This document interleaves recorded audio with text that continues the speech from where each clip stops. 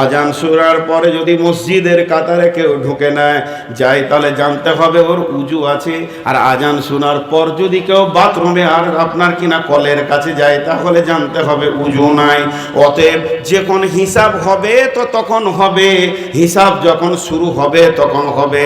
কিয়ামতের মাঠে ওঠার সঙ্গে সঙ্গেই যদি কারো শরীরে নূর লেগে যায় তো জানতে হবে ও জান্নাতি হয়ে গেছে। আমার আল্লাহ বলছেন, ও আম্মাল্লাযীনা সুওয়াদ্দাত উজুহুহুম ফাফি ওয়া আম্মাল্লাযীনা বিয়াজ্জাত উজুহুহুম ফাফি রাহমাতিল্লাহি হুম ফিহা খালিদুন। কিয়ামতের মাঠে ওঠার সঙ্গে সঙ্গে যখনই ও দেখে নিবে আমার শরীরে নূর ফিটিং হয়ে গেছে, হিসাবে আগে ওকে বুঝে নিতে হবে আমার রব আমাকে জান্নাতবাসী বানিয়ে দিয়েছে। কিয়ামতে ওঠার পরই ও যদি শরীরে রহমত দেখতে মানে নূর দেখতে পায় তো ওকে বুঝে নিতে হবে ফাফি রাহমাতিল্লাহি হুম ফিহা খালিদুন, আমি আল্লাহর রহমতের অন্তর্ভুক্ত আওতাভুক্ত হয়ে গেছি, আমার আর কোনো চিন্তা নাই। লা তাহজান ইন্নাল্লাহা মা'ানা। আমি প্রথমেই বলেছি কোনো হতাশা হবেন না, কিয়ামতের মাঠে আমাদের সঙ্গে আল্লাহ থাকবেন।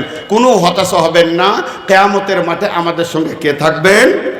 জোরে বলেন, কে থাকবেন? এতগুলো লোক জোরে বলা হলো, এটা কিয়ামতের মাঠে কে থাকবেন? কিন্তু ভেজাল লেগেছে। আল্লাহ থাকবে আমিও বলছি, কিন্তু কার সঙ্গে থাকবে? যদি আল্লাহর মহব্বত নিতে হয় তার হাবিবকে চেহারায় আনতে হবে। কুল ইন কুনতুম তুহিব্বুনাল্লাহা ফাত্তাবিউনি ইউহিব্বুকুমুল্লাহ। তো যাই হোক, তাহলে দুইটা হলো। 3 নাম্বার, সব থেকে আনন্দের খবর শুনালেন। জান্নাতের সব থেকে বড় নিয়ামত কি? এর উপরে কোনো নিয়ামতই হতে পারে না। জান্নাতে ফল আছে, তার থেকেও বড় নিয়ামত আছে। সারাবান তহুরা আছে, তার থেকেও বড় নিয়ামত আছে। সেখানে নহর প্রবাহমান আছে, তার থেকেও বড় নিয়ামত আছে। সোফা সেট আছে, গালিচা বিছানো আছে। ফিহা সুরুরুম মারফুআ ওয়া আকওয়ামুম মাওদুআ ওয়া নামারিকু মাসফুফা ওয়া জারাবিয়্যু মাবসুসা। যত কিছু নিয়ামত রয়েছে সমস্ত নিয়ামতগুলি যদি একত্রিত করে দেয়া যায়, সব থেকে বড় নিয়ামত হচ্ছে রেজামান্দি ইলাহি, আল্লাহ রাজি আছে। এর থেকে বড় নিয়ামত আর কিছু নাই। এটা আপনি কখন জানতে পারবেন আল্লাহ রাজি আছে? যখন আপনার মওত হয়নি, আর মাত্র 2 সেকেন্ড আছে, 1 সেকেন্ড আছে, আপনার আত্মাটা পৃথিবী থেকে ট্রান্সফার নেবে। আবার আজরাইল আপনার কানে কানে বলে দেবে। বিশ্ববাসী জানতে পারবে না, যে মরবে সেই জানবে। তাকে শোনানো হবে, ইয়া আইয়ুতুহান নাফসুল মুতমাইন্না ইরজিই ইলা রাব্বিকি রাদিয়াতাম মারজিয়া ফাদখুলি ফি ইবাদি ওয়াদখুলি জান্নাতি।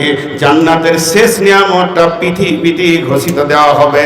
1 সেকেন্ডের আগে মানুষ বুঝে নেবে আমার আল্লাহ আমার উপরে রাজি আছে।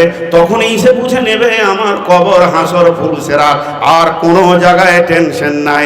আমি যাকে প্রেমের আবদ্ধে নিয়ে আসতে পেরেছি, যার প্রেমে আমি ভালোবাসায় ভালোবাসিত হয়েছে, যিনি আমাকে ভালোবেসে নিয়েছেন, যার জন্য আমি আমার জন্য তিনি। এ আল্লাহ তু हम सबको अपना बना ले, ए अल्लाह तू हमारे बन जा और हम सबको अपना बना ले। এ আল্লাহ তুমি আমাদের হয়ে যাও এবং আমাদেরকে তুমি নিজের মতো করে বানিয়ে নাও। আমরা এত কমজোর, আপনার আমরা বানতে পারবো না। মসজিদে সেগুলো রাখিনি। পৃথিবীর জ্বালাতে জালে ফেসে গিয়ে আমরা আবদ্ধতা শয়তানের চক্রান্তে ঘুরছি। হে আল্লাহ তু हम सबको अपना बना ले और तू हमारे बन जा। সে আল্লাহ বলছে তুই আমি, আমি তুই। যখন পৃথিবী থেকে তুই মাইনাস হবে, আজরাইল বলবে ইয়া আইয়ুতুহান নাফসুল মুতমাইন্না ইরজিই ইলা রাব্বিকি রাদিয়াতাম মারজিয়া। জান্নাতের বড় নিয়ামত আল্লাহর রেজামন্দি ছাড়া কিছুই হতে পারে না। তবে হাসরের মাঠে সব থেকে বড় নিয়ামত ওই আল্লাহ স্বয়ং আমাদের মাবুদ, স্বয়ং আমাদের রব রোজাদারদের মোলাকাতে আসবে। রোজাদারকে হাসরের ময়দানে দেখা করবে। বলেন আলহামদুলিল্লাহ। ভাই আমরা রোজা রাখবো তো ইনশাআল্লাহ? জোরে বলেন, রোজা রাখবো তো ইনশাআল্লাহ? রাসূলুল্লাহ সাল্লাম 6 মাস আগে থেকে রোজার প্রস্তুতি নিতেন। আমাদের তো রোজা কাছেই গেল, মাঝে আর 2-3টে মাস আছে। কে কে রোজা রাখবো একবার জোরে হাত তুলে ইনশাআল্লাহ রোজা রাখবো। আল্লাহ আমাদেরকে রোজা রাখার তৌফিক দান করুন। এবং আমাদের জীবনের গুনাহগুলোকে মাফ করে দেন। তো যে রোজা রাখবে পৃথিবীতে, লা তাহজান, আপনার কোনো টেনশন নাই, আল্লাহ আপনাকে হাসরের ময়দানে মোলাকাত করবে। তাহলে কয়টা নিয়ামত হলো কিয়ামতের মাঠে? খুব বাড়াবাড়ি হচ্ছে। নূর মোহাম্মদ গুলো সহ্য করে না, সব কটাকে খুলবো, খুলে ছুড়ে দিব।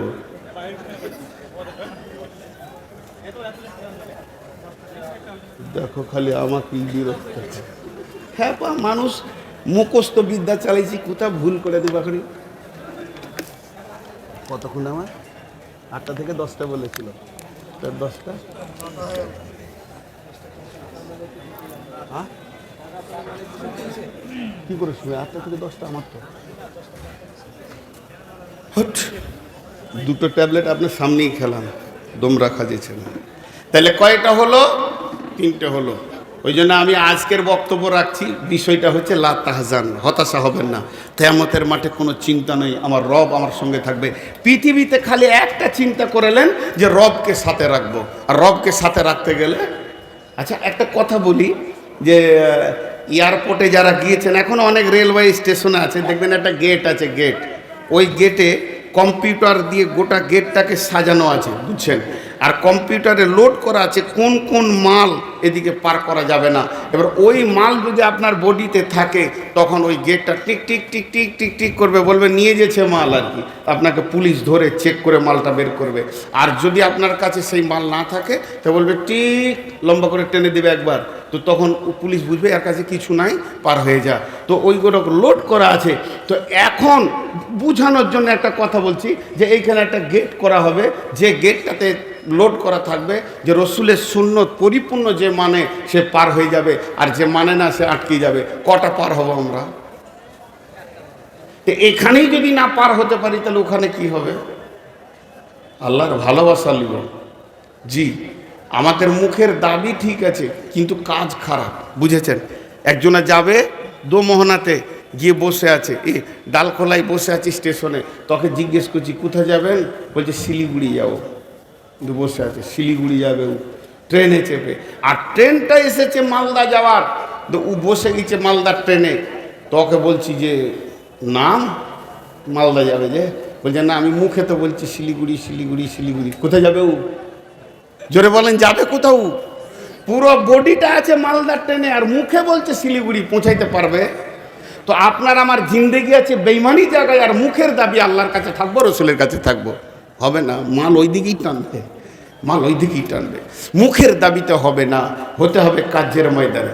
এরপরে চলেন 4 নাম্বার, 3টে বলা হয়ে গেল। 1 নম্বর হলো নূর দেওয়া হবে, 2 নম্বর হলো সেই দিন আপনার হাজে কাউসারের পানি পান করানো হবে, 3 নম্বর হলো আল্লাহর দিদার হবে শুধুমাত্র একটা আমল আল্লাহর জন্যে, রোজাদারের জন্য। 4 নম্বরটা হলো আজকে আমার মেন বিষয়।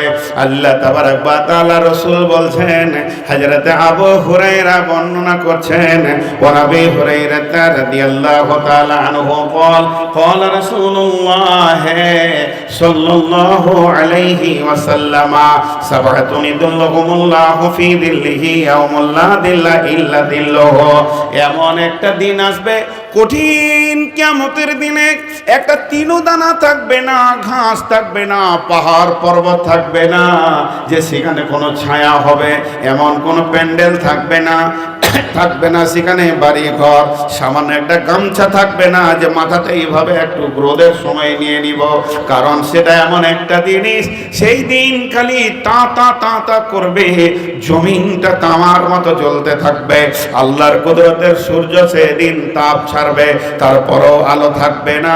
আমার রব এমনটাই কিয়ামতকে বানাবেন, সেদিন বিশ্ব নবী বলছেন একটা ছায়া থাকবে, এটাকে লোক বলে আরশের ছায়া। এর কোনো দলিল নাই যে এটা আরশের ছায়া, কেউ বলে এটা আর কিছু ছায়া, কেউ বলে সিংহাসনের ছায়া, কেউ বলে আল্লাহর ছায়া। আস্তাগফিরুল্লাহ, এগুলো কোনো দলিল নয়।